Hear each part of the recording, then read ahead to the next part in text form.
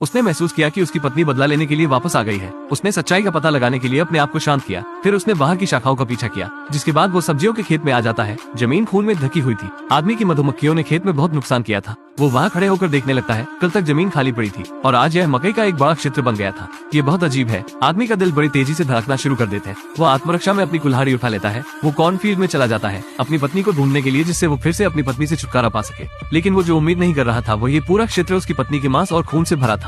अनगिनत आंखें उसे देख रही थी। अब आदमी बच नहीं सकता है। अगले पल उसने कुछ भयानक देख लिया था, जिसके बाद उसके हाथ से कुल्हाड़ी छूट जाती है। जिसके बाद वो घबराहट की स्थिति में वहाँ से भागने लगता है। फिर उसे एक मशाल लाता है और पूरे कॉर्नफील्ड को जलाने की कोशिश करने लगता है। इसी समय वो पुलिस को भी फोन करने लगता है, लेकिन इससे पहले कि वो कुछ बता पाता, उसके सामने एक बड़ा अजीब इंसान आकर खड़ा हो जाता है। यह एक इंसान की शक्ल में एक राक्षस था। आदमी की चीख सुनाई देने के बाद आदमी की तुरंत मौत हो जाती है। उसका शरीर अभी भी घर के अंदर था, लेकिन उसका सिर जमीन में लगा दिया गया था और उसके मुंह में गाजर बढ़ रही थी, क्योंकि यह उसकी पत्नी की पसंदीदा सब्जी थी।